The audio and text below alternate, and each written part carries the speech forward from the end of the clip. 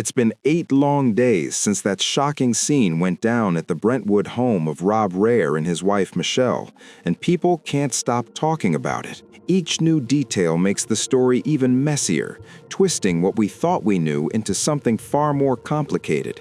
What started as whispers has now turned into a full-blown mystery that's got everyone on edge. According to investigators, the timeline they've pieced together shows that something intense went down inside that house late at night. They're saying it wasn't some random act. It was personal, emotional, and clearly heated. Officials described it as a confrontation fueled by raw feelings, not outside interference. Every update seems to add another layer, making it harder and harder to figure out the truth behind what really happened. Sources close to the situation claim the tension actually started earlier that evening during a private holiday party hosted by Conan O'Brien. Witnesses say Rob's behavior stood out. Something about him just felt off, different from everyone else in the room. At the time, it just seemed awkward. But now, that strange energy suddenly feels like a major clue to how the whole night spiraled out of control. After everything went down, Nick supposedly slipped out of the house without a sound and then vanished for hours. No calls, no texts, nothing. Just radio silence. Investigators say he checked into a Santa Monica hotel under his own name and paid in full, showing no signs of reaching out to anyone close to him. They described him as distant, detached, like he was running from something, but no one knows what. Authorities confirmed there were zero signs of forced entry at the Brentwood home, which makes things even stranger. Whoever was inside clearly knew their way around. The layout, the security, the access points, all of it. That detail has become a major focus for investigators as they try to piece together what really went down behind those locked doors. Detectives mapped out Nick's movements between midnight and dawn, and it looks like most of the key moments happened while the house was completely still. Based on their working timeline, Nick supposedly entered the main living area quietly, then slipped out not long after, his every move appearing deliberate. What drove him in that moment is still a mystery, though. By around 4 a.m., he turned up at a hotel front desk in Santa Monica, just 20 minutes from home, looking exhausted and uneasy, like he'd been carrying the weight of the night on his shoulders. Hotel employees said nothing seemed strange at first. Nick walked in, handled check-in fast, but didn't really settle in. He looked restless, uneasy, like he couldn't decide whether to stay or go. Staff later said his whole vibe felt off, like someone just going through the motions without a clear plan. The next part of the story broke later that same afternoon when a scheduled visitor showed up at the Brentwood home and got no answer at the door. That's when concerns started spreading fast. Relatives were called and rushed over right away, and what they found inside was heartbreaking. They immediately called emergency services, and from that moment, everything turned into a full-scale investigation. Meanwhile, nobody knew where Nick was. Hours passed before cameras picked him up at a gas station near Exposition Park. Footage showed him looking tense but surprisingly composed, just buying a few things like nothing was wrong. It was eerie, considering what had already happened. Soon after that sighting, police tracked him down and took him into custody without any struggle. Officials said he didn't resist, didn't say a single word publicly, and kept completely quiet. Later, authorities confirmed medical reports that helped narrow down the tragic timeline, revealing that the couple had already passed away several hours before anyone even realized what had happened. The investigation is still in full swing, with officials digging deep into every timeline, every movement, and every single piece of evidence tied to the case. Experts brought in to review the situation believe the object used wasn't something carried in from outside. It was already inside the home. They think it was just an ordinary household item, something right within reach, which means no planning or preparation was needed at all. That detail alone has investigators questioning just how sudden and deliberate everything really was. Authorities say Nick's familiarity with the property made it all the more disturbing. He knew the layout, the rooms, the hidden corners, and that knowledge reportedly let him move through the home almost too easily. What was once a warm family home suddenly turned into the scene of something dark and tragic, the kind of event even veteran investigators struggled to fully take in. At first, early reports downplayed what had happened, making it sound far less severe, but later examinations revealed something far more serious. Officials eventually confirmed that both Rob and Michelle suffered multiple, severe injuries, forcing experts to rethink just how drawn out and intense that confrontation must have been. Forensic analysts explain that injuries repeated at close range usually suggest direct intent, not confusion or panic, which changes the entire tone of what went on inside that house that night. Experts say what happened inside that Brentwood home wasn't quick. It took time, effort, and terrifying persistence. This kind of confrontation doesn't just happen in an instant. It shows signs of ongoing struggle. One forensic specialist explained that injuries at close range means someone had to be right there, face to face, crossing personal space again and again. When there are multiple injury patterns, it usually points to a fast, chaotic sequence driven by raw emotion and unrelenting force. Investigators often use cold, technical language to describe what are in truth extremely intense human moments. But in this case, the evidence tells a story that's impossible to ignore. The findings suggest the scene unfolded for a series of deliberate, drawn-out actions, not a single impulsive outburst. Experts also pointed out that the different types of injuries indicate distinct physical movements, some showing sharp downward strikes, while others reveal wide sweeping motions. Together, they paint a grim picture of something that escalated and kept going far longer than anyone could imagine. Forensic analysts say real life isn't like the movies. These moments aren't fast or effortless. The evidence points to someone being physically restrained or pressed against a surface, which takes strength, focus, and time. Every mark, every motion speak to just how prolonged and emotionally charged those moments were. These details add an unbearable heaviness to the final hours of Rob and Michelle Reiner, an ending so intense and personal that even seasoned investigators were left deeply shaken. Thank you, Captain Bland. As he said, the information at this stage is still limited, but I'll share what we can. First of all, our hearts go out to the family and friends of the Reiners' a tragic incident. Yesterday at December 14th, about 3:40 in the afternoon, LAPD responded to a residence, the residence of Rob and Michelle Reiner, located in West Los Angeles Division. At that location, they found two deceased adults, a male and a female. The idea that everything happened while Rob and Michelle were resting has left people stunned.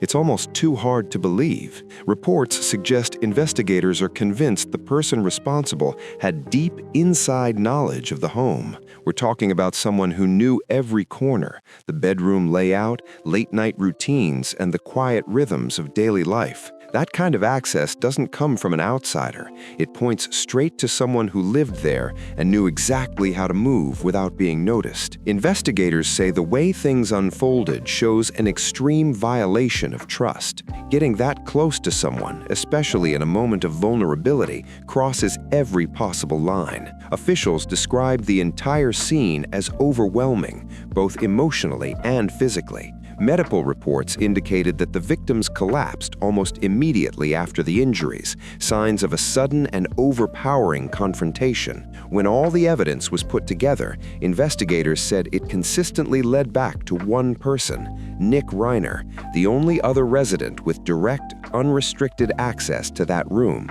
Authorities stressed that his ability to move freely through the home was a critical factor in narrowing down the investigation. No signs of forced entry, no broken locks, just the quiet familiarity of someone completely at ease inside the property. And as if that wasn't enough to send shockwaves through the public, things took an even wilder turn once financial reports surfaced. People were outraged by claims that the person accused of ending his parents' parents' lives might now be using assets tied to their estate to cover his own legal defense. That revelation set off an even bigger storm, one that pushed this already dark case into national attention, leaving everyone asking how something this personal could spiral so far out of control. That single detail lit up public debate overnight. The shocking revelation had everyone wondering, just how expensive is Nick Reiner's legal defense going to get? His lawyer, Alan Jackson, isn't just any attorney. He's one of the top defense names in the country.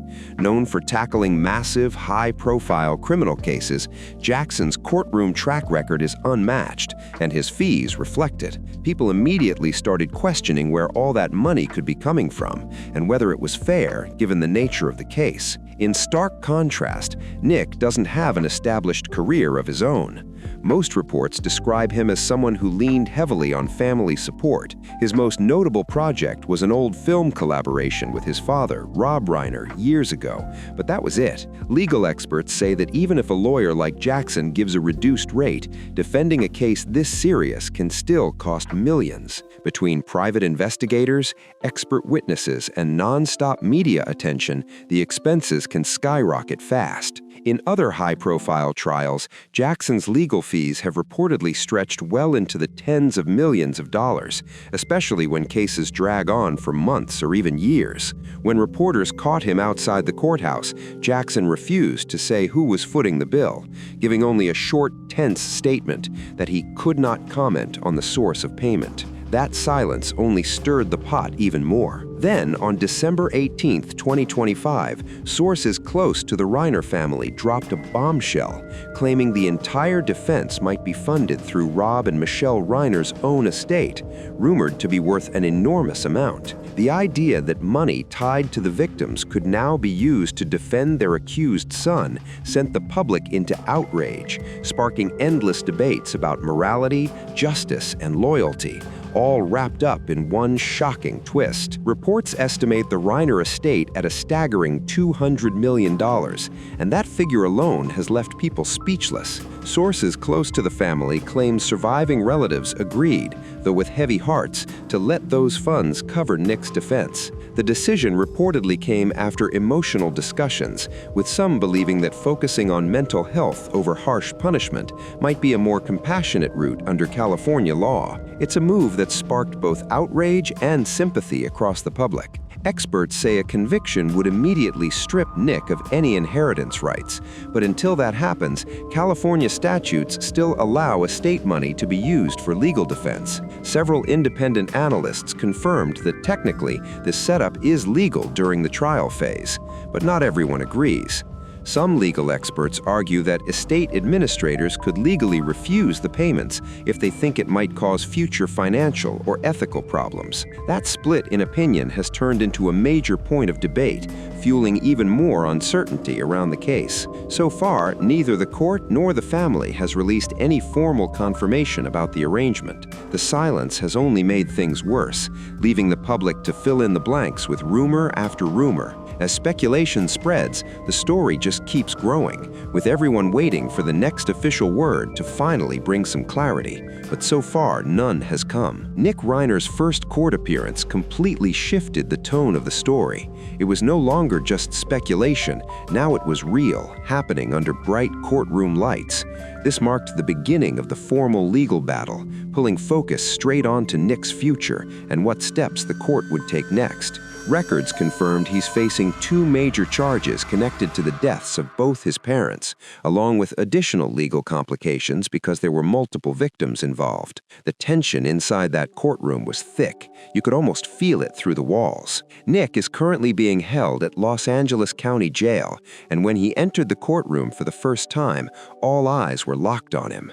Wearing standard custody clothes, he looked like a completely different person, a sharp reminder of how fast his world flipped upside down. Right beside him stood his defense attorney, Alan Jackson, the powerhouse lawyer known nationwide for defending clients in high-stakes, headline-grabbing cases. The judge ruled that live cameras would not be allowed during the hearing, keeping everything under tight control and limiting what the public could see. That decision only added to the mystery surrounding the case. During the session, Jackson requested a delay in the formal arraignment, explaining that his client needed more time to decide how to move forward. The judge agreed, granting the request and setting the next hearing date for January 7th, a date now circled by reporters, legal experts, and the public as the next big moment in this unfolding courtroom drama. The only moment Nick spoke during his first court appearance came when the judge went over his constitutional rights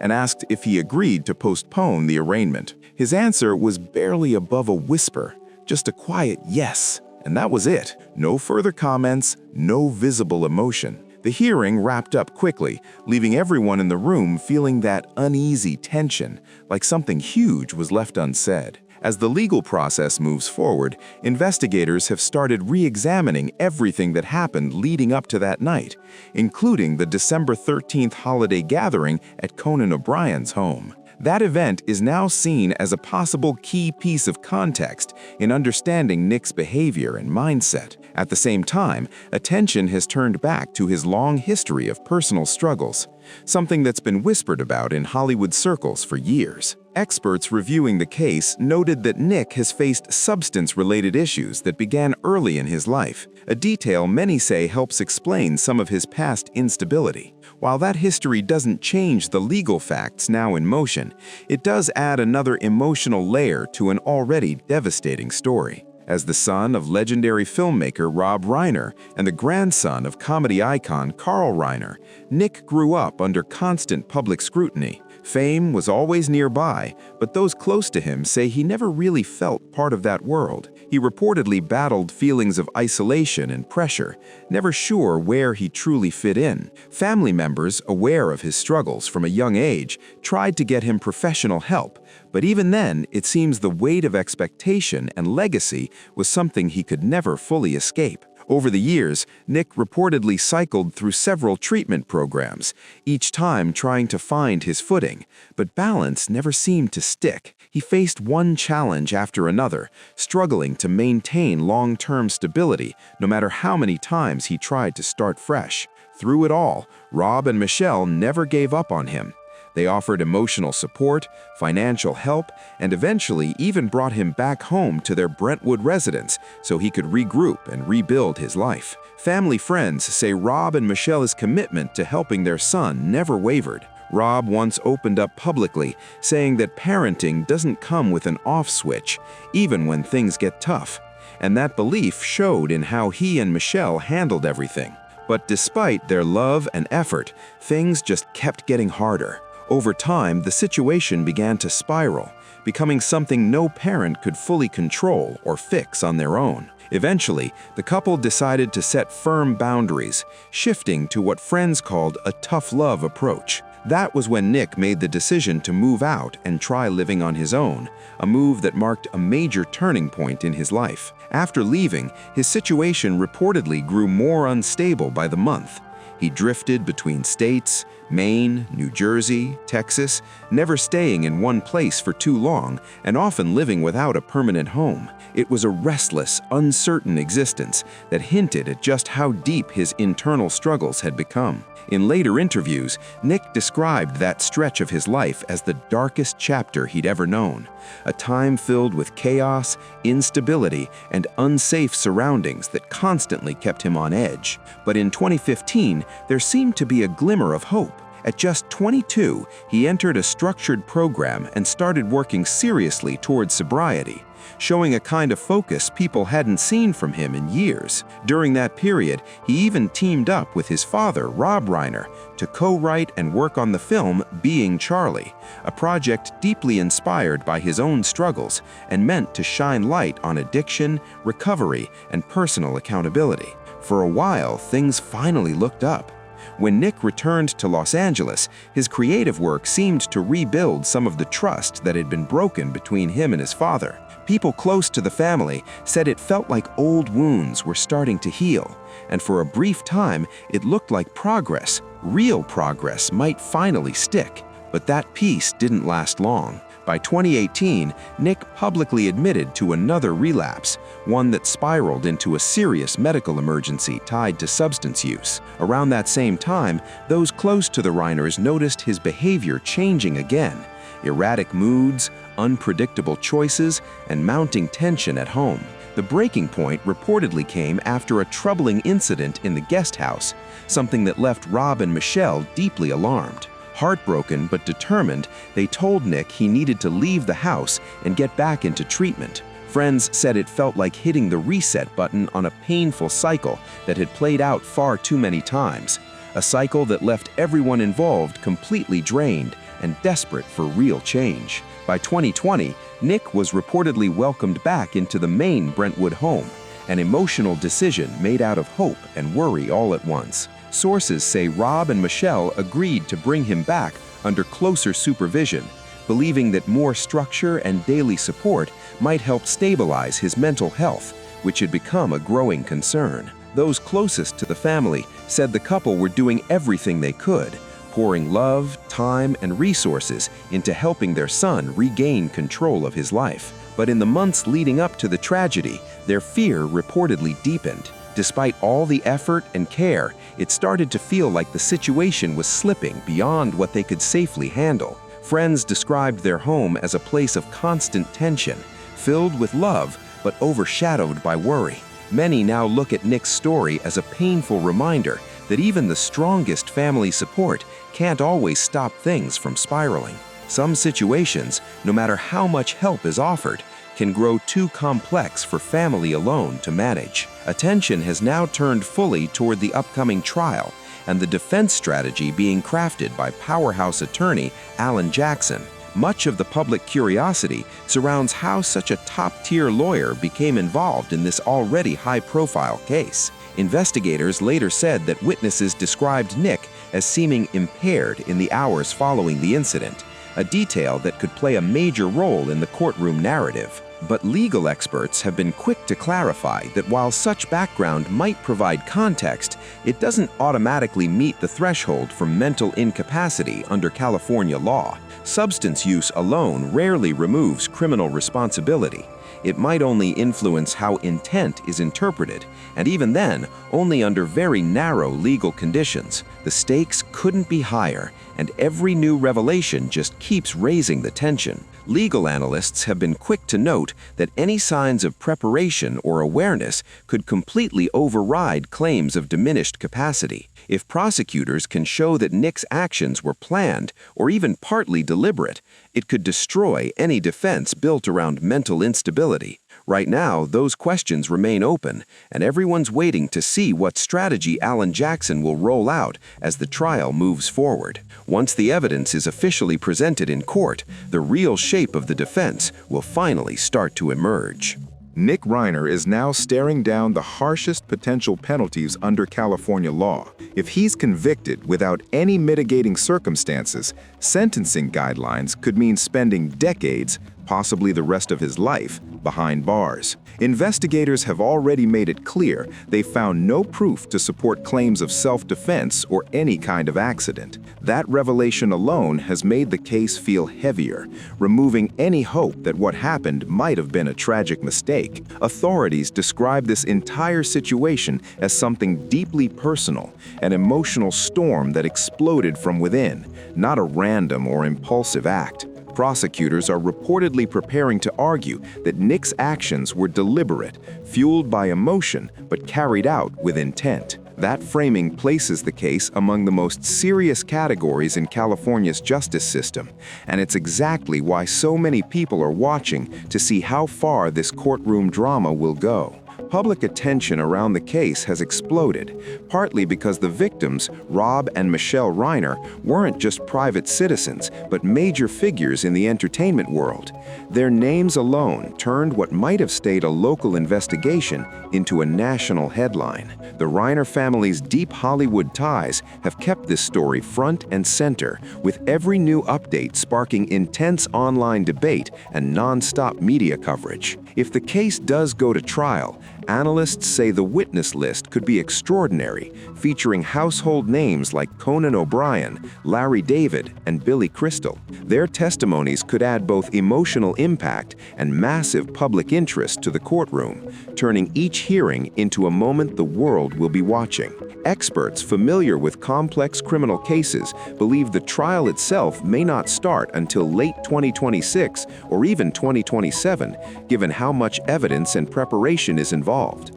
Right now, most observers agree a private settlement or plea deal seems unlikely, which means this case might play out through a full, highly publicized trial. Prosecutor Nathan Hochman is reportedly preparing a strategy built around physical evidence and a meticulous reconstruction of the events. Investigators have gathered surveillance videos, forensic data, and supporting documents that they say directly tie Nick to the scene. Legal experts note that alternative explanations will face an uphill battle, especially given the age gap between Nick and his parents, as well as prior signs of tension and his actions in the aftermath. Arguments centered on reduced intent or impaired judgment will likely face strict scrutiny from the court. Authorities are expected to rely heavily on data from home security footage and nearby surveillance cameras, believing those recordings will be key to piecing together a verified timeline. As the case moves forward, that digital evidence might end up being the most powerful voice in the courtroom, one that can't be denied, edited, or ignored. The spotlight is now burning hot on Alan Jackson, the powerhouse defense attorney known for tackling some of the toughest and most high-profile cases in the country. Legal insiders say this might be one of the hardest challenges of his entire career, with every single move being picked apart by the public and the press. The pressure is enormous, and with the entire legal world watching, Jackson's next steps could shape not only the case, but his own legacy. When attention turns back to Nick Reiner, things only get more complicated. He grew up in a world surrounded by privilege, wealth, and Hollywood recognition, but behind that glamour was years of struggle tied to substance issues and emotional instability. That contrast between access and chaos creates a narrative jurors from Los Angeles County will have to wrestle with deeply. The city's juries are famously diverse, filled with people from all walks of life, and many may question how someone with endless resources and support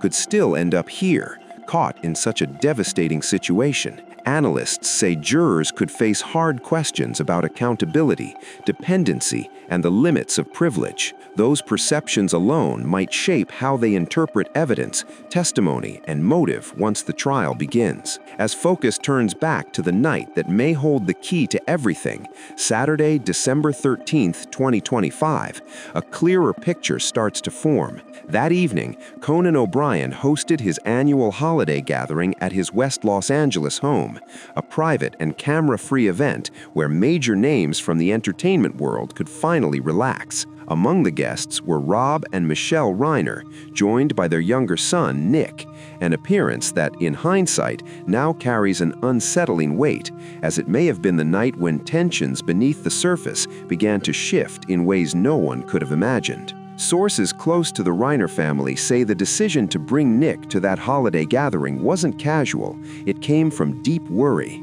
In the weeks leading up to the event, Rob and Michelle had reportedly grown increasingly concerned about Nick's behavior. They noticed him disappearing without explanation, staying up at odd hours, and sending messages that didn't sound like himself. Friends say they were frightened, but still hopeful that getting him out of the house, even for one night, might ease the tension and bring a little peace. Inviting Nick served two purposes. They wanted him to feel included and uplifted, but they also didn't feel right leaving him home alone. Though he hadn't originally been on the guest list, Rob personally reached out to Conan O'Brien, who, without hesitation, extended the invitation. It was meant to be a light-hearted evening, a small moment of normal life in the middle of growing chaos. When the Reiners arrived, everything seemed calm.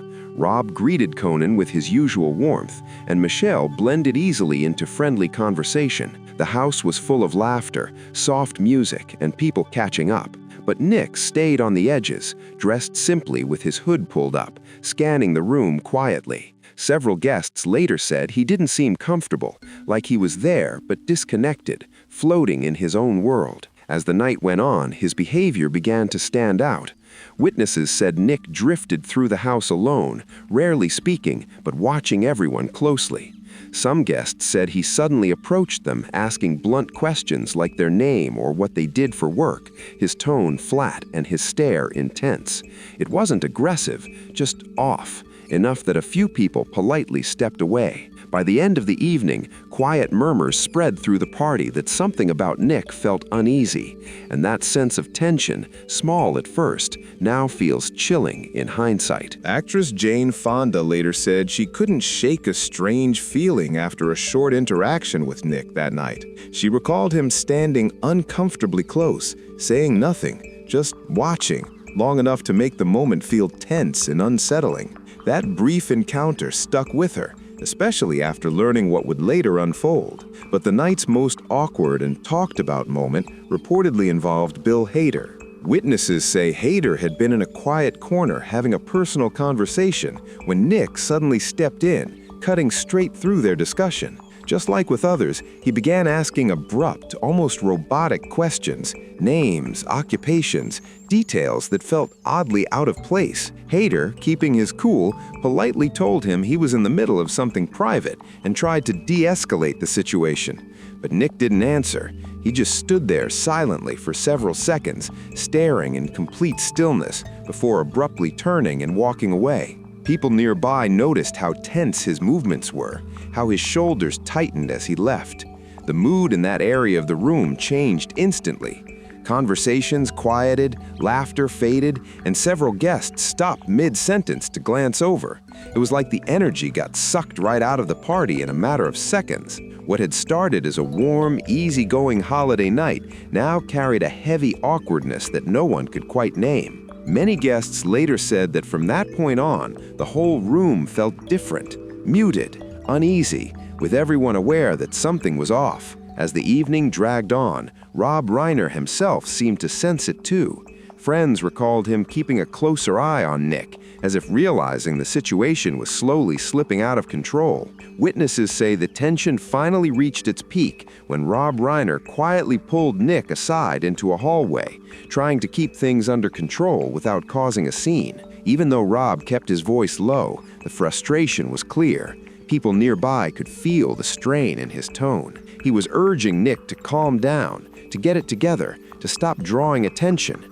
But the moment was charged from the start. Standing just a few feet away, Michelle Reiner tried to hold the peace, her eyes darting between her husband and her son, caught right in the middle of the storm. According to those who saw it unfold, Michelle kept switching between the two, softly asking Nick to settle down one minute, then trying to soothe Rob the next. But nothing worked. Nick's replies reportedly became sharper, his tone louder, his words cutting through the noise of the party until everything else in the room seemed to fade away. The argument went on for several long, uncomfortable minutes, long enough for the entire mood of the gathering to shift completely. Laughter died out, conversation stopped, and all that remained was a tense silence hanging in the air. When it finally ended, Rob and Michelle decided to leave the party. They didn't make a scene, just quietly slipped toward the door. But witnesses later said their faces said everything: worry, sadness, and something close to fear. One guest recalled seeing Michelle glance back toward Nick several times as they walked out, her expression full of concern, like a mother torn between love and helplessness. That small moment now feels haunting in retrospect, because Nick didn't leave with them. He stayed behind, withdrawn and distant, his expression described by one witness as heavy, unreadable, and cold. What began as a festive night had turned into something deeply uneasy, the kind of silence that everyone in the room would remember for years to come. More than one guest later admitted that Nick's presence that night left them uneasy, like something in the air had shifted, though no one could say exactly why. There was a quiet tension, a sense that something wasn't right, but no one at that party could have imagined what would happen just hours later inside the Reiner family's Brentwood home, a place that had long stood for patience, love, and countless attempts to rebuild, now turned into the heart of one of Hollywood's most painful and unresolved tragedies. The story of Rob and Michelle Reiner remains unfinished, its layers still unfolding with each new update, from reconstructed timelines to court appearances and emotional testimony. Through it all, the focus keeps circling back to one central truth. This was a family that fought for years to help someone they loved, even as the situation slipped further and further out of their control. It's a heartbreaking reality that forces us all to ask, how much can love really change? And in those final hours, did Rob and Michelle realize how limited their power had become? Could anyone have foreseen that decades of care, sacrifice, and hope would lead to an ending so unimaginable? These aren't just questions about one family. They echo far beyond, touching anyone who's ever tried to save someone who didn't want saving. The Reiner case isn't over, and each new revelation keeps pulling the world deeper into a story filled with love, loss, and unanswered questions. Our hearts go out to the Reiner family and everyone touched by this tragedy. Thank you for watching and staying with us through every update. If you have thoughts about this case, drop them in the comments below. We want to hear from you. Don't forget to like, share, and subscribe to Velvet Screen Secrets for more true Hollywood breakdowns and ongoing coverage as this heartbreaking case continues to unfold.